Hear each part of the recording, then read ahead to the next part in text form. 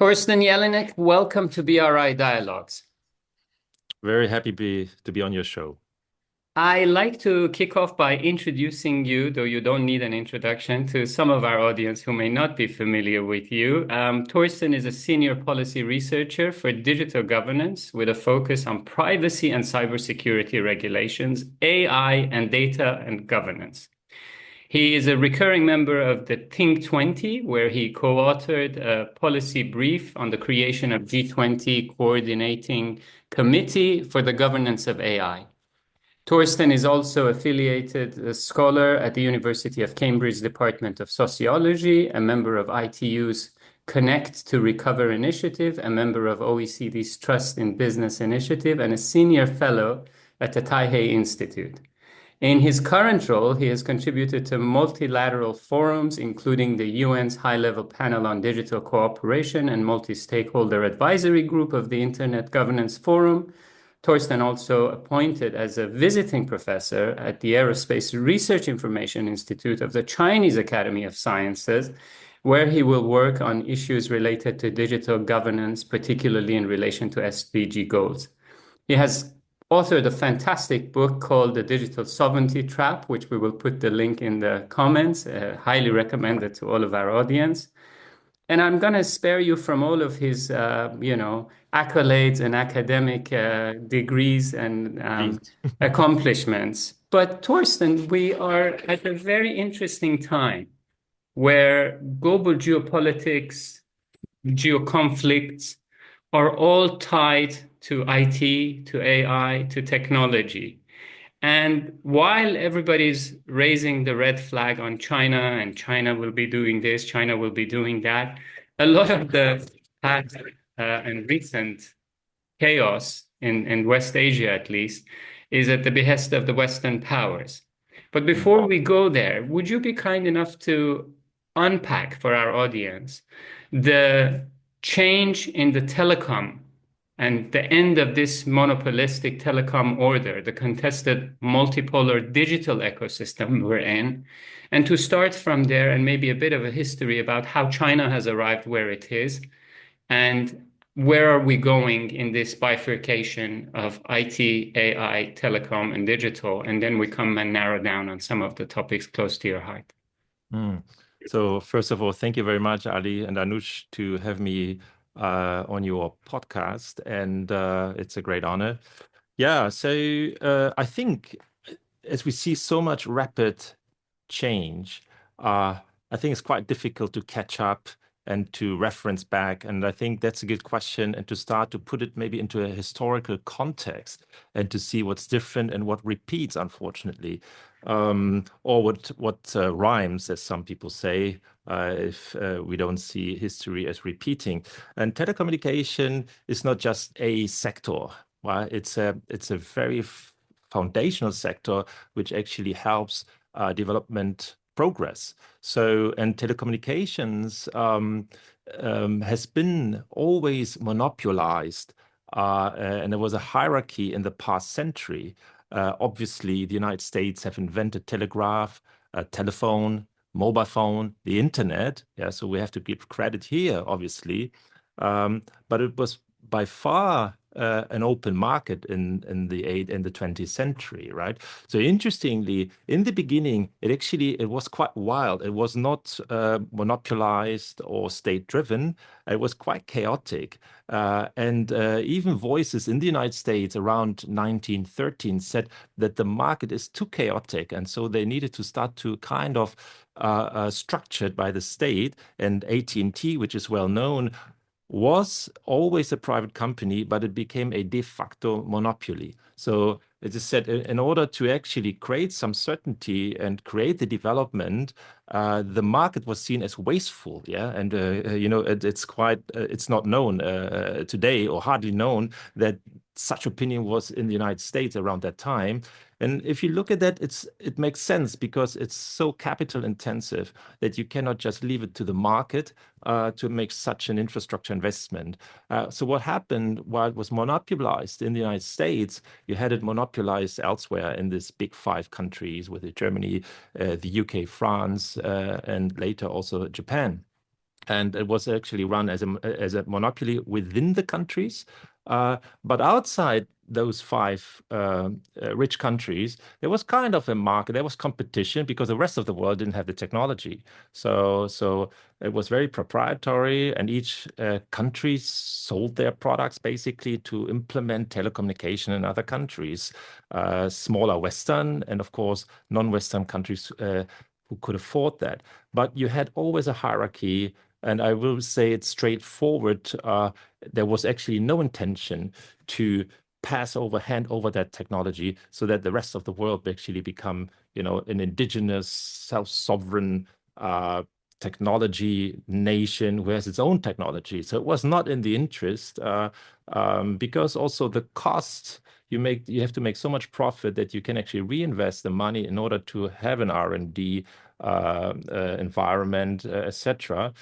So on the technological side, on the cost side, those countries couldn't catch up here. But also institutionally, it was very hard. So everyone maybe knows the ITU, the International Telecommunications Union, which is over 100 years old. Even that was dominated by the West, and there was no, and I don't want to make the ITU bad today because it has changed, obviously, but at that time in the past century, there was no incentive and no support for knowledge transfer or for any kind of help here. To make a long story short, there was actually only one country, poor country, which broke through that hierarchy, and was China. And now it's history, right? With 1G, 2G, 3G, and 5G. Actually, the breakthrough was possibly between 3G, the third generation, the fourth generation. And I remember well, it was during the time where I was actually submitting my PhD, which I was writing on China. I think it was in 2008 where the patents registered by China, and where some leading companies like Huawei, etc., had more patent registrations than the West. So that was actually breakthrough, and even 5G actually, to put it still positively, was engineered collaboratively between China and the West, and it only got very tense with the deployment of 5G. And of course, in 6G, we have a different story today. So having said that, basically, we had this long period of monopolies. It was a rent-seeking system. And then we had basically the deregulation. You remember well, probably, it started with the 80s and 90s, where not just the telecommunication market, but all other sectors were, subsequently deregulated. The United States first, and then in Europe was followed very closely by the UK. And then a little bit later in the rest of Europe. And actually, it was a great moment, this moment of deregulation. What happened actually, that innovation and R&D, which was also centralized within those labs of these telecom companies, were outsourced, right? So suddenly we had this explosion. It was the invention of software engineering. It was the invention of IT, ICT. It didn't exist before. And it was also the start of a global ecosystem of innovation, of collaboration. In that sense. And we went through, and the internet, of course, also played an important role because the internet became cheaper. So some of the companies couldn't resist to run it on the TCP/IP protocol, as opposed to proprietary technologies by the telecommunication companies. And then you had the liberal values of the Reagan-Thatcher era, etc., which made that deregulation. And then when we see, not becoming geopolitical now, let's wait a little bit, when we have the rise or another rise of AI technology. I think this is unseen, because when internet was emerging, there was no fear of internet, taking over. There was maybe a fear that internet was threatening old business models, right? But it was a huge opportunity. And now we see actually this return of regulation, the return of sovereignty, like the return back into the pre-80s, pre-90s, of course, different circumstances. But it's not just, oh, we are afraid, but of the technology, but it's actually historically it's a great re-regulation we are observing, and there are several reasons. Of course, AI primacy, but also we saw the phase of globalization, which has obviously reached its limits, its almost destructive limits, and it's also economically unviable, developments which are unattainable these days. But what most countries have lost was actually the sovereignty to impose some more, let's say, social values and social policies to cushion the globalization. And they lost that, right? And now when we see the digitalization, the AI development, some of or most economies, they don't want to lose again that ability to control this technology. So it's not just the fear of that technology, it's also to control it or be on a positive side. That's one of the argument that so there is this hyper digitalization, and we don't want to have another straitjacket. Remember the straitjacket of globalization. Of course, you had the choice of no choice to participate, but you could not cushion as much as you wanted to pick up the society, to distribute the wealth more equally, etc., etc. That was hardly impossible because of the previous situation. So this is where we are, and China is really broke through that, right? So, and China now, installed and shares its own wisdom in this area. Thorsten, that is incredibly helpful and instructive. Now, for someone like me who's not following AI and digitalization that closely, two concerns I have. One is the pace of change, as you've explained, is accelerating, and AI seems to be adding another cycle of motion into change. So, is there any point for any country to try and catch up? Because catch up, by definition, is futile if this thing is evolving so fast. So, is there a starting point, and is there an end point to this? And a related question, Thorsten, is about the massive energy consumption of digitalization. That actually, is there still a massive north-south divide when it comes to making all of this digitalization sustainable?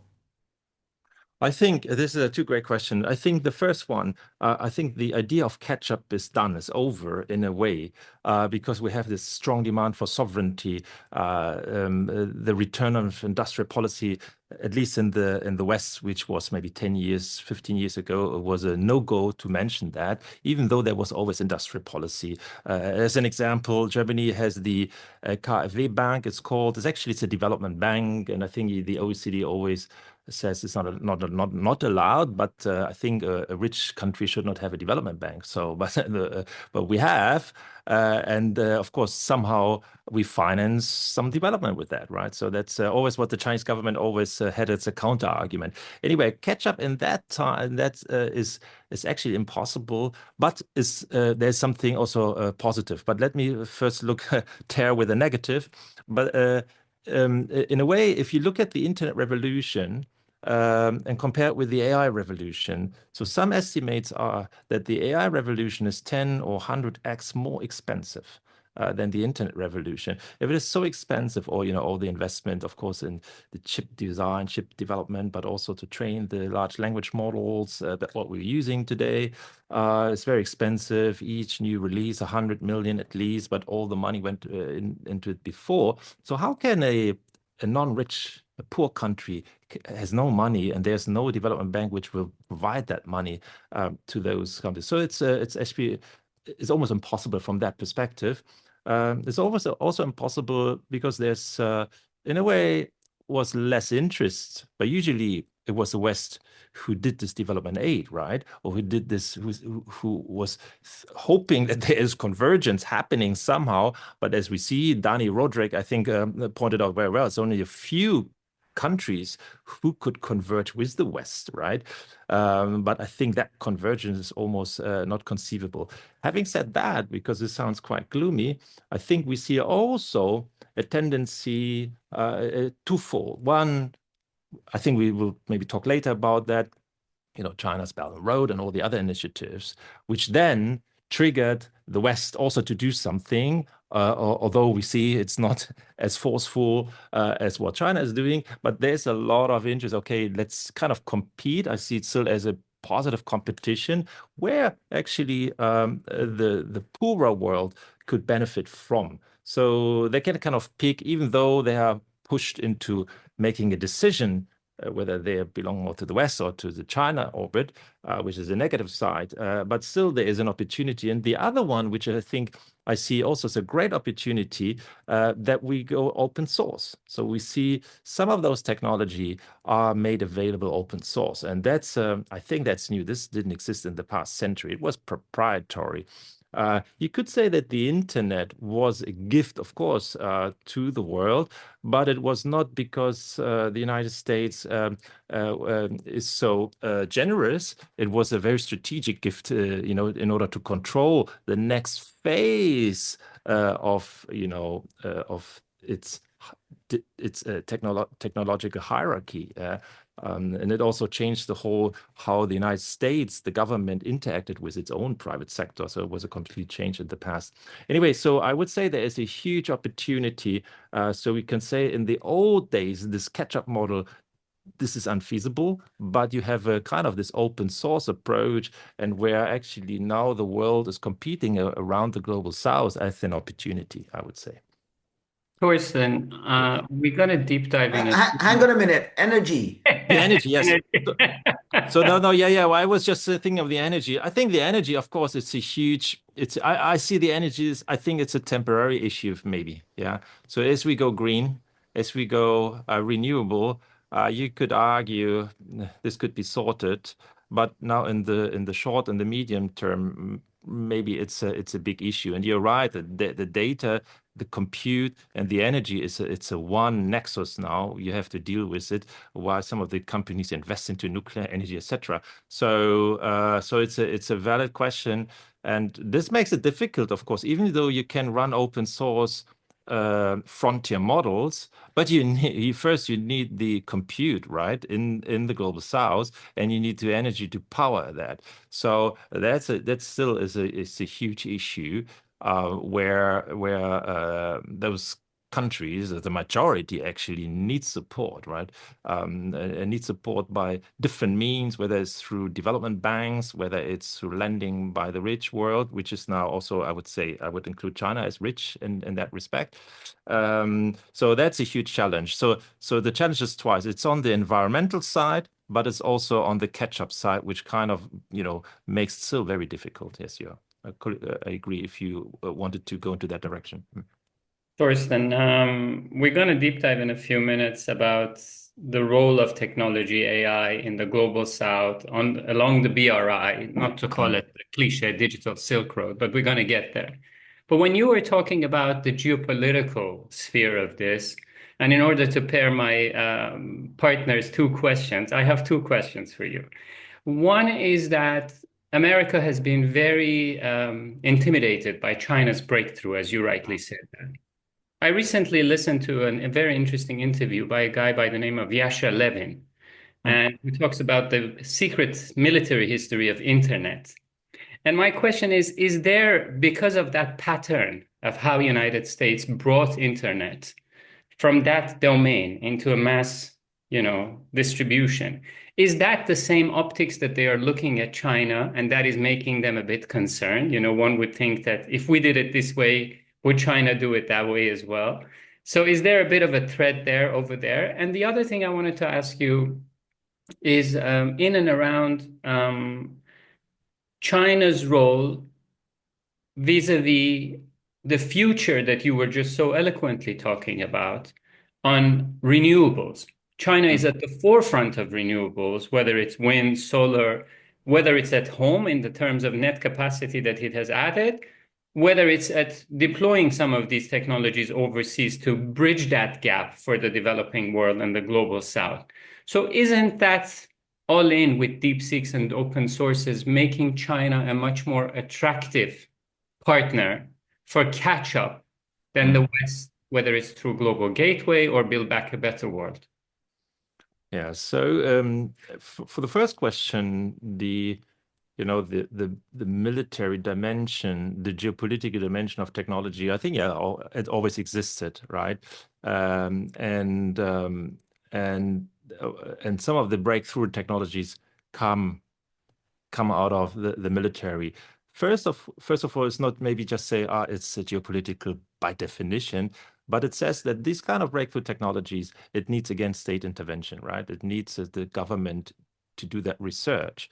But having said that, if you look at AI has been basically developed from the private sector in the United States, right? That's a complete different story now, right? So we the internet, yes, telecommunication somehow, even though the invention were done outside the military and telecommunication, and AI is actually yet at least scaled to that extent. What we know today is privately owned, and even in China is the case. The difference here is actually that the state, the government has AI capability with the Chinese Academy of Science and with the Wuhan lab. So so it's not all centralized by private, like Alibaba, like DeepSeek, etc., by private company or Huawei. The China's government has actually own capabilities, which is, I think, I would not be scared of that. On the contrary, I think it balances it, right? So it balances this between these two forces within China, and it has a certain impact for the rest of the world. Whereas Europe, I don't want to bash on Europe. I think Europe is still kind of strong and having very very good publications in the AI field, but not bringing it to market. And of course, it's dominated by the United States. And here we see a lot of critique that if the labs basically have all the means, it has a safety security issues because the public cannot basically see what they're doing, and they can basically monopolize that in a way. So, and what we have seen, I think, latest with the Ukraine war is that big tech has become, and I call it a de facto second tier defense companies, right? It's like Microsoft, Google, etc. So even just recently, you saw in the news that some of these top managers, top engineers, have been appointed as a military, high-ranking military members. Of course, in the past, there was always a relationship between both, right? But I think some of the companies try to stay away, just also for reputational issues from the military complex, basically. But now, as we see a shift towards industrial policy, which is acceptable or more acceptable, it is wanted actually. We see also the fusion between the private sector and the military, and even the society, the fusion, the legitimacy that big tech should and could and must basically collaborate. But the irony here is, of course, because when China broke through the telecom dependency and then was leading with 5G, probably 6G, it has been always accused, I think, under Trump 1, that it has its military ties, right? So with the PLA, etc., even though the West has it since long, but it was accused. And of course, you see more and more these contradictions, and some really have a hobby just to highlight these contradictions. But to be fair, the United States is at a turning point or is in an inflection point, and it needs to reinvent itself. And at that juncture, you see all those, and they look very ugly often, these contradictions, right? So yes, it was always geopolitical, always militarized, always misused, this notion of backdoors, etc.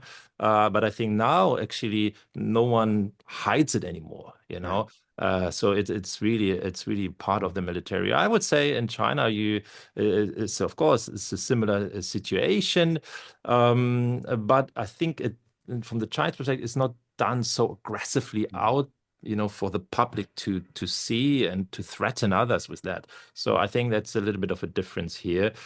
On the negative side is that this might further lead to more bifurcation, right? So this is very close to military, then of course this is for many countries, many governments, a security issue. Yeah.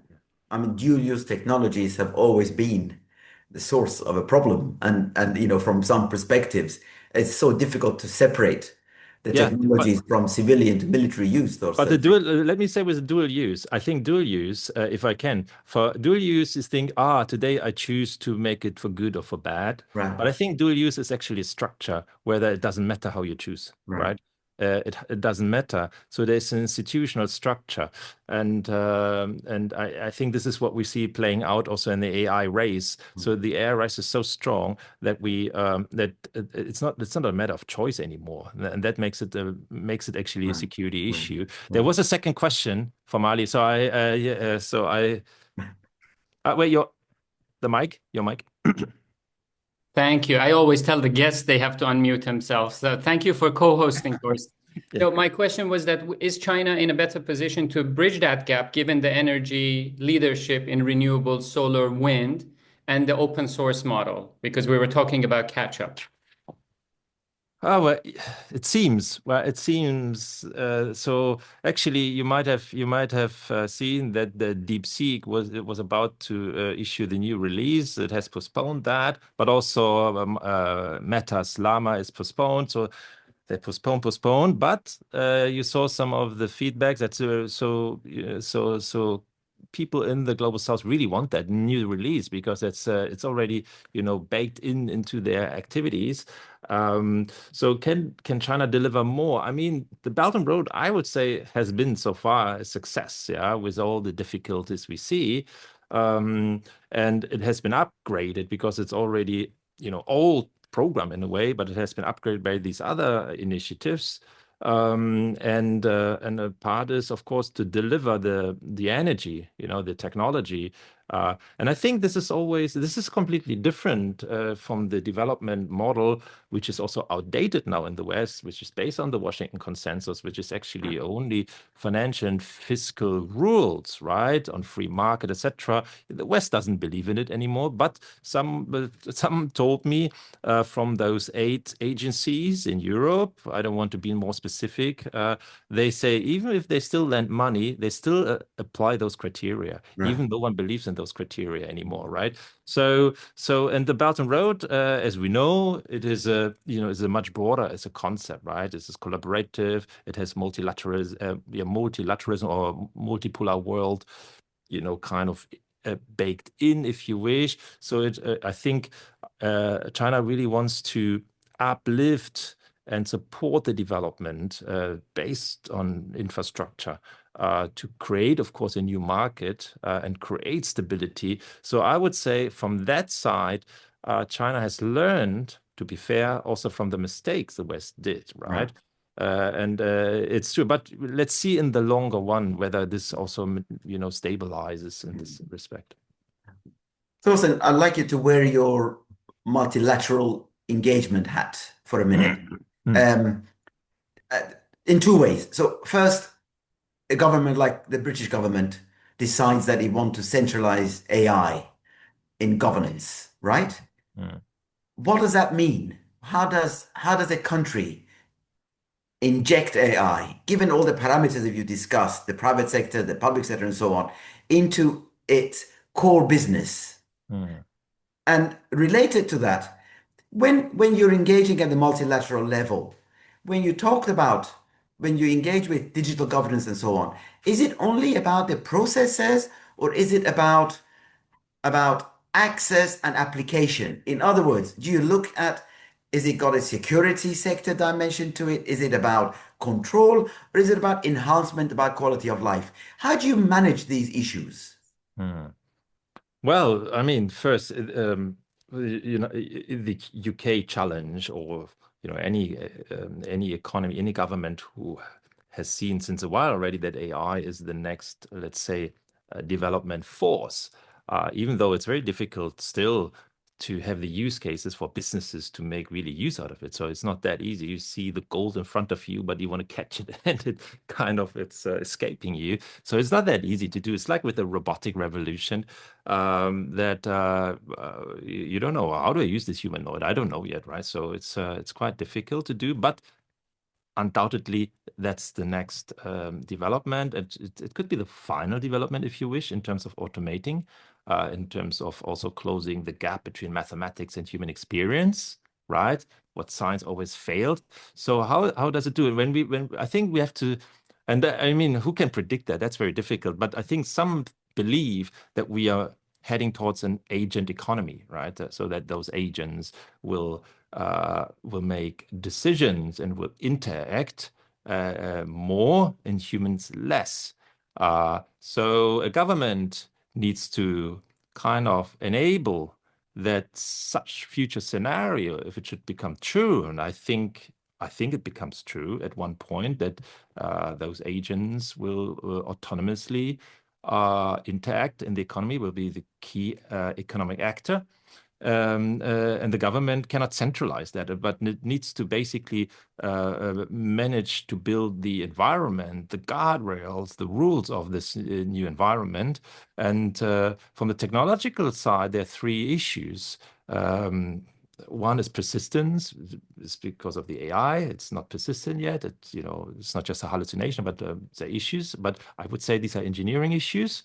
And I think I'm positive this will be tackled more and more, and they will become better. Some say every 5.3 months or so, the intelligence, whatever that is, doubles. This is the Moore's law for AI. The second issue is a common protocol. That's gets more into governance and collaborative approach, where government or institutions maybe need to help. And the third one is security or safety. And this you cannot just let private labs do, even though they have to do it. This is where you have to set guardrails. But having said that, I think I'm a little bit more critical towards like the AI Act, for example. I think here we see a risk management in terms of risk which have not yet materialized. That AI has been misused, let's say, by social media already, and there are obviously risks, I think, well noted.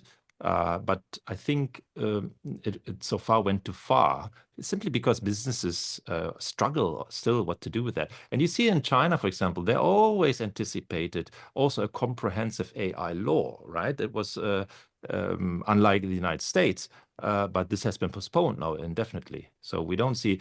I mean, China has also a very complex, very comprehensive digital regulatory landscape. But it is more pragmatic, right? It is more pragmatic. And of course, now with this fierce competition with the United States, it sees, and I think that's the honest answer, it sees that regulations is not just gives that certainty and is positive for innovation. Actually, it prevents innovation also. I think I see it more in the traditional sense, and otherwise China would not do it. So there are unresolved issues like around intellectual property, liability. They are not resolved in China, these questions, plus the fierce competition. So let's postpone this comprehensive act, which would just create headache for many businesses to do that. So I think, yes, a government is a fine balancing act between imposing too much sovereignty, digital sovereignty, which also, of course, leads to protectionism, and let the business figure out what to do with this new technology.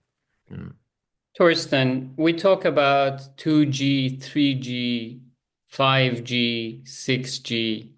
I want to bring a bit of humor into it. In the movies, sometimes they say, oh, gee. So what's going to happen, oh, gee, the day that China breaks through that 4 nanometers? Will then Taiwan become only a real estate issue? Or is this, what happens if the day that China really closes the gap, as it has done in EV cars, in large language models? What will the world look like from that AI competition if China breaks this barrier? Well, I remember always Ali G from the UK. So he was, if you remember him still. Anyway, yeah. So I think we're heading. Obviously, we're heading towards, and if we can trust those reports about Huawei's process in chip R&D, that they're not just getting closer on the nanoscale, but also more energy efficient which is also very interesting, again, for the Global South, if they run only on, I don't know what here the benchmarks are, but much less energy for those chips. And as compute and better models, both in this combination, will dominate still, I think more energy efficient chips are crucial in general. But having said that, you see this also in the West, in the United States and Taiwan. You see the same. The models are getting more efficient, and also it becomes all more efficient. But as we consume more, you don't see the efficiency, right? So we see. I think what we see, and I don't want. Yes, I mean, it goes into bifurcation, and it goes into more competition. And this plays out, of course, in the Global South, right? So they can maybe benefit. The Global South can maybe pick and choose in a way. Maybe that's positive, even though the Global South doesn't want to choose which country, which orbit to stay forever. This is one. We see also the businesses, trying to navigate this already. But I think 5G has already shown the aggression we saw from the West, right? With all the accusations. I think probably none has become true, the backdoor. The one which no one can prove, because this is the case when really tension rise, if China would deny 5G equipment, right? That could be it. But there's a counter argument saying, even if you don't get update equipment, you could still run your 5G for a long period of time. And we still have even 4G. Some countries have run 3G still. So I think that might be also not a really a key argument, but we have seen it in 5G. What we see, let me go a little bit step back. I think that's quite interesting what has recently seen and what has actually escaped a little bit the public discourse on the AI, which includes the chip, and the 5G, which is seen separately, right? But actually we see a convergence between 5G and AI. And what happened, that 5G was designed based on the 4G business model. Downloading, games and videos. Basically, I simplify that. So high download long, not a high up speed velocity. But for real-time advanced AI, you need low latency, for both directions. And 5G is not designed for that. So also not China's 5G. What happened though, that China, of course, this is because no one knew the AI revolution happening, right? So when 5G was designed, only in 2017, it became on the agenda in China, et cetera. And now China has basically developed, it's called 5G-A, for not artificial, but for advanced. Basically, it's a fully enabled 5G, which manages that. So AI helps here actually to orchestrate the workload and to basically to make it AI ready for AI application to run on that. And so when you're now in this competition, right, and you try to take out 5G equipment from China, you're not just lagging, and I think you see something in the UK and other countries which have decided to go the hard way, to basically decouple 5G from China. That you're also lagging in this respect then, right? Yeah. So that's thing. And on the chip side, I think this kind of aggravates the situation. So I think we are going unfortunately into more a clash between China and the United States. So there is I'm not optimistic in that sense. The only optimism I have that maybe the rest of the world can maybe better choose on both sides. Yeah. Thorsten, a little fly in the ointment for you. We've talked a lot about China and the West, or China versus the West, but there is also much talk about India as an emerging digital AI, whatever you want to call it, power. Is that a smokescreen? Where is India in this emerging world order? And not that they want to choose a side, but where do they sit on the spectrum of China driving a whole set and the West, the United States, driving a different set? Well, I think India you're right. India is a little bit different story than the rest of the, and I use the old term Asia Pacific, or the term probably more favorable for that region. that that they're kind of trying really to catch up and to see it as one huge economic block where everyone can benefit from technology exchange, etc. And India is it's separate of that, I would say. Of course, also a huge country, a great legacy, great history. Great people and has in that respect lots in common, and there are always these attempts where the history, the march to the east, to the west, where China basically brought Buddhism into China. So there this kind of shared heritage, and I think we should, in all this debate, and I think both sides always try to do it, to uphold the commonalities between those two. But we know that there's a fierce competition, right? That we know there's a geopolitical fierce competition. And when Ukraine and Iran unfolded, we see one of the worst air battles between Pakistan and India. And of course, Pakistan strongly equipped by Chinese military equipment, etc., etc., is one of the most important Belt and Road corridor and country. So it plays out. From the capacity in the past, and I stayed also many years in the UK, and there was always this outsourcing to India at that time already, because India has a great software capacity in that, and it was always kind of complementing the China hardware approach. And India was more the software approach and had a huge benefit, which was the English language, right? From that side, I would say it's probably slightly disappointing that India actually is lagging in that technology space, right? Because it had already all these, great software engineers.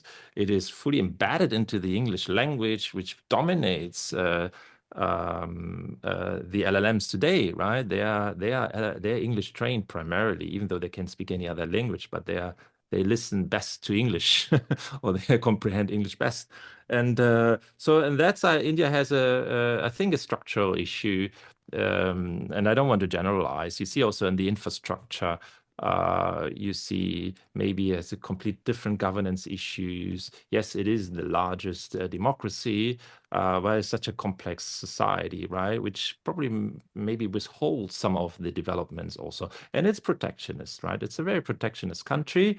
So we said always, of course, China is in that say also protectionist. So China's always, step by step opening up. And once, you want to launch your credit card services, yeah, you can do, but no one uses credit card anymore. So this is the Chinese approach, right? And so yeah, India, I see India in this way. And I don't know how India can install itself in the global south. I think through the BRICS, it would be very clever to play that in the BRICS. And I will be actually in the BRICS summit in July, which is just in 2 weeks. And then I could report back, how basically, how the interaction is. Because I always want to say what you read in the media, what you see in the news, then each country hates each other. Yeah. But, when they interact and the fact that it's a BRICS member, you see there is the effort to collaborate here. Thorsten, I want to take our conversation before our final question. This is the last question I have for you. The title of your book talks about the digital sovereignty trap. And you touched on this latest developments in Russia with the trucks, with AI, and also in Iran. And I wrote on my Substack on Futurely recently that isn't the subject of AI affecting sovereignty and technology is bringing new dimensions. What I mean by that, and where we need your wisdom, is that in the old days, the bases were the runways for the airplanes to take off. What I have addressed, and I need your wisdom, is that tomorrow, the retrieval augmented generation, which sits in the AIs, which is processing the flight path of all of these drones, in those servers in any given country becomes a military asset. Aren't we teetering on an unregulated, charted territory when it comes to new warfare, because Professors Hinton and Russell as well are raising the flags. Are we driving into the wilderness without regulation? Well, I mean, Jeffrey Hinton is of course particularly concerned with that, and I think I have the opportunity in mid of August. There's this great AI show again in Las Vegas. It's called AI4. Some advertisement. It's not my show. So I'm just invited the third time, but it has become the biggest industrial AI event. Like over 10,000 people, and last year Jeffrey Hinton was also speaking there. So he is yes. So. And I have written, I mean, the G20 policy brief we published, I think it's in 2020. This was the Saudi Arabia G20. We just really called on a coordinating committee you mentioned in the intro, because we thought, and I still think that you need collaboration on the AI side. And now when you look at it, you might remember the Open Skies treaty. It was about that, satellites will always cross your country, or someone might fly over your country, and you need to inform the other. And subsequently, Russia, United States, they're all, backed out of this.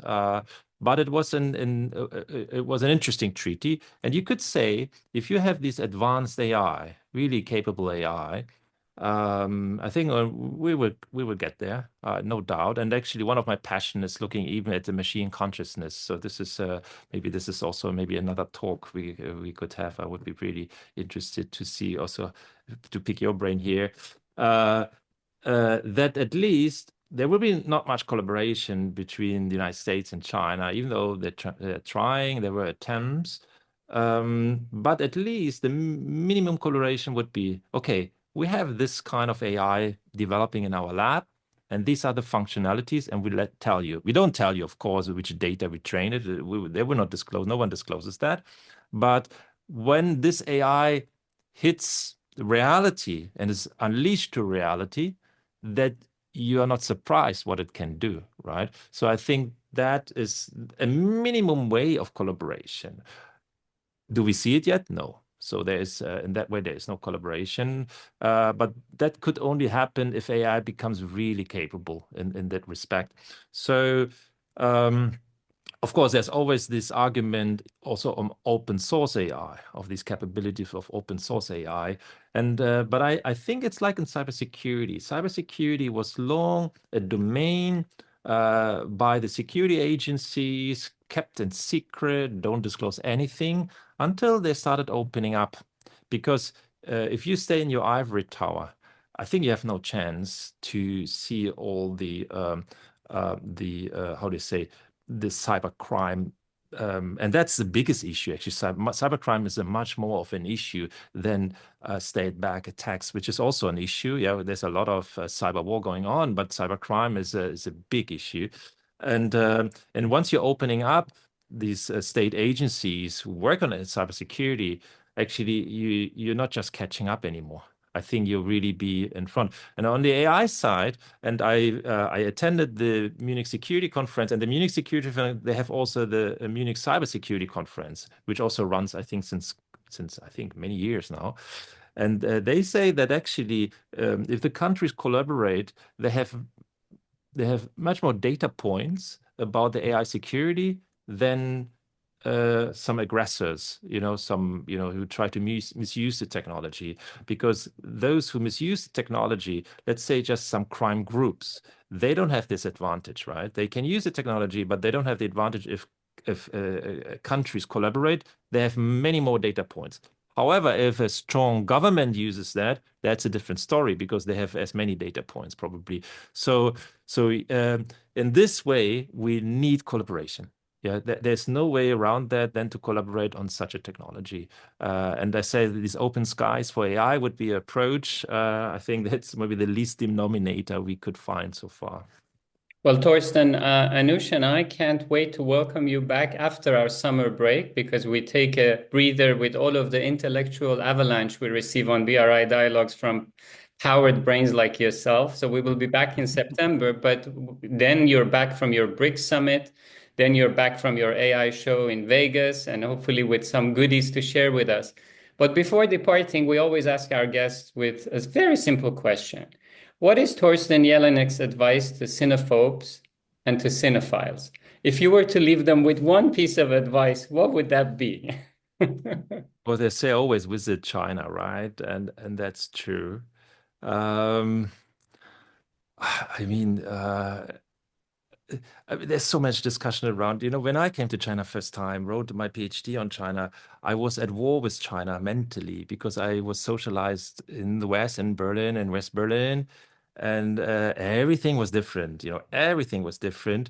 And once you grow on China and once you appreciate the difference, once you can embrace the difference from your emotions, you're mesmerized by this country, by the culture, by the goodwill, by the benevolence. All those terms which some critics say these are basically just terms to keep someone in power. That power is the only means why those concepts exist. I would completely disagree. Yeah, that those terminologies they have a long history. They try to balance power with with the good for society, with a long-term development, and I think you should basically step from your shadow and try to not use your own ideology to judge the other. I think this is what I would do, and I think that's a good means maybe to start a conversation with the other. The same happens to the United States. Of course, there is actions where it makes it very difficult these days, right? Also the trust, etc. But also it's still in both directions. It's important to do that anyway. So that's maybe maybe my recommendation. It's wonderful wisdom that you're showing, Thorsten. It's absolutely true that once you clear your mind and embrace the other, as it were, you begin to see how extraordinary China is on so many levels, and you've articulated it beautifully. Ali counted 2 returns. I actually counted 4 returns for you. Oh, okay. To our BRI dialogues. Yeah. So and it's on the record that you actually volunteered yourself, Thorsten. So we would dearly love to have you back to explore the issues that you've raised, the experiences that you're going to accumulate over the summer, definitely, but also maybe to help me at least understand how these tariffs impact infrastructure versus AI, because I'm still unclear, and I'm sure there are many others like me out there who are not following the physical side of the tariffs and the eternal side of the tariffs. I would love to have you back to discuss that with us as well. And by then, by the end of summer, hopefully there'll be a little bit more clarification. For now, though, I mean, we are indebted to you for giving us so much of your time and with so much interesting intellectual content as well. And I think our audience is going to be delighted that you've been able to join us. So thank you very much indeed, Thorsten. Thank you very much. Thorsten. Yeah, thank you for having me. Have a good summer break. Everyone a good summer break. And I'm looking forward to seeing you soon again. Thank you.